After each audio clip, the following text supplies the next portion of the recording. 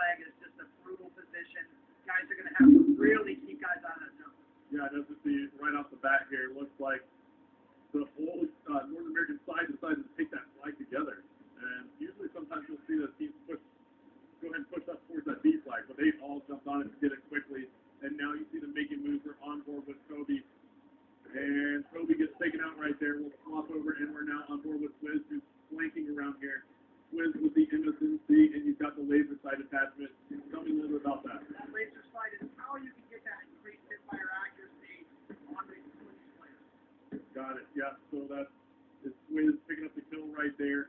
And he's going to go and hang tight as the North Americans are controlling two flags now. They have taken B, and Merck is on a tear right now. He just called in, it looks like a hellstorm, and he picked up a double, and now he has the SMR.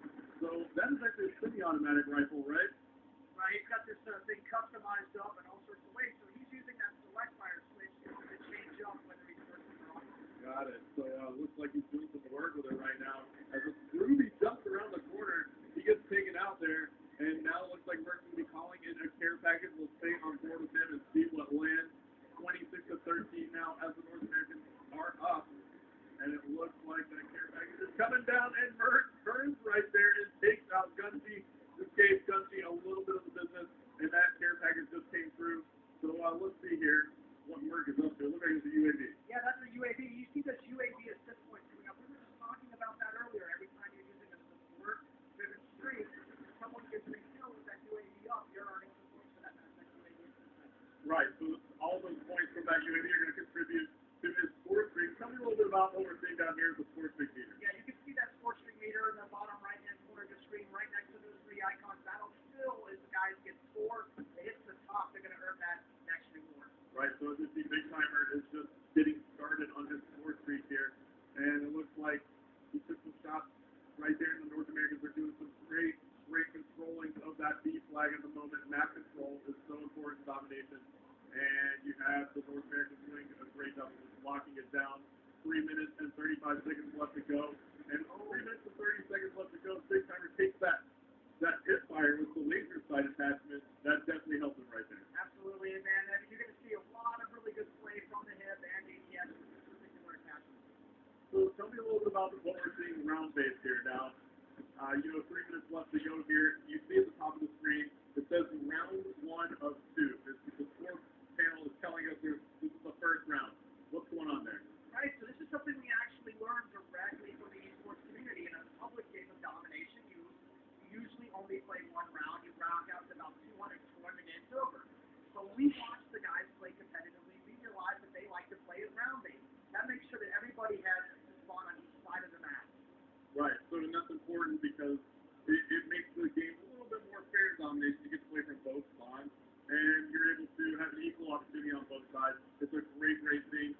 So we'll be playing 2 minutes and 30 seconds left here, and then the teams will switch spawn, and the score will remain, and we'll keep playing from that point on, right? Yeah, so it's still the guys with the highest score are going to win that game, but these scores will carry over to the next round. We start with the same exact scores that they end with. Yeah, that's awesome. So great thing there for everyone who loves to play domination. And now it looks like the North Americans are turning the heat up completely with the 3 cap. A player is on the B flag. As we take a look here, we see that Mini and Shane were on the C flag, and it looks like they did manage to catch that C flag, and we're on board with Big Timer still. So why don't we hop on board with the Europeans, take a look. Well, actually, look at this. Swizz and Ray from the North American side, Ray of Optic Gaming and Swizz are on massive kill streak right now, David. We'll swap on board with Ray. And what's Ray got here? Yeah, Ray's got the death machine out. This is some of the new weapons that we have put back in. The death machine actually has a little baby brother known as the war machine, which is the grenade launcher version. So it's really fun for us to put these clearly superior firepower weapons into the score streak system itself. Awesome. So he's got a care package as well. It looks like he's just doing some work with that death machine, and you see him die and pull it back out again. So he's able to keep that death machine, whereas I think in the past, if you died with the death machine, you lose it, right? That's right. So in Black Ops 2 multiplayer, you can hold on to that death machine sort of through multiple lives and through some extra ammo there. Yeah, that's awesome. So Ray still has that thing, and he's got about 30 rounds left. So there it goes. It expires And look at that play that just happened right there. Ruby ran right into a shock charge that came from the North American side. Tell me a little bit about that shock charge. Yeah, sure. I like to use that shock charge as a type of alarm system. I'll actually place it on the entrances and exits of the building, so if anybody comes through that door, they get electrocuted very briefly, usually just enough time for me to spit on them and take the target. Awesome. Well, look at this, 135 to 50, and you have about 30 seconds left to go. So we're getting to that point where this round is going to end, and we're going to start back over. So the score was going to carry over. I'm really excited for people to be able to check that out. And we'll take one more look here at the picture-in-picture. You see some players hopping on the flag, trying to play the objective near the end of the game. We'll take a look at the scoreboard as well. You see that Ray of Optic is on a tear. Huge game for him. 28-6 with 10 defense and 4 captures. And then you see Karma backing him up at 23-9. The North Americans are going massive at the moment. So a huge game for the North Americans against the Europeans. All right, this next round's going to start immediately, guys. We're going to go right over into the next round of this game. Right after this round-ending kill cam, we'll spit over. The guys will flip the spawn, as we say. Yeah. And then we'll start right again. All right, so here you go. We're switching sides. A little bit of halftime, good breather. All right. And then right back into it. Now look, Hester, right at the top of the screen, you can see A, B, and C. That's because they're neutral. And as soon as someone jumps on the flag, it flips over to the team that has that particular flag. That's so great. So right now we see the B flag is getting taken. Why don't we swap back over and see who is near that flag? And it looks like it's a battle for control of that B flag right now. And it is just chaos here on the map. Looking great. Players are making moves. You just saw 2 players get taken out in the street right there, headed towards that B flag.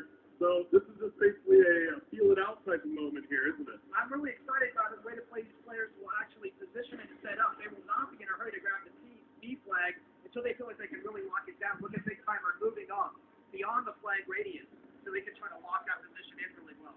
Yeah, and now we see that Karma is actually pushing up on that right flank, but he does get taken out right there. And now you see some players hovering over that B flag. Let's hop on board with Merck. There he is, taking the B flag with some help from his teammates. And there you have it. The North Americans do control the B flag now. So they have C and D in that 2 flag setup. That's always so crucial. And tell me a little bit more about Yemen here as we're watching it. Right? You see a lot of tight corridors here. And tell me a little bit about the design of this map. Yeah, so we worked on this map really early on, and we wanted to make sure that we definitely brought that classic urban street fight that players love. Make sure it was still available like Call of Duty Black Ops 2 as well. And this is why you see this such fast-paced action there. Look at the kill feed just spinning the entire time. Absolutely, and that's something players love in Call of Duty is just non-stop engagement, and that's what you get here on Yemen. And the physical domination on this map is just non-stop. Take a look at the map here overhead. You just see constant movement from the players, right? And this is a great thing to watch. I actually love this view right here, just watching the triangles moving around the map. I'm always fascinated by the line battles these guys have. They will set up and just try to deal with the threats coming in on them. And in this view, we can see which guys are firing, and you can get a really good idea. Look at where it's coming around from the side, going for a flank. Yeah, and absolutely. You even saw the character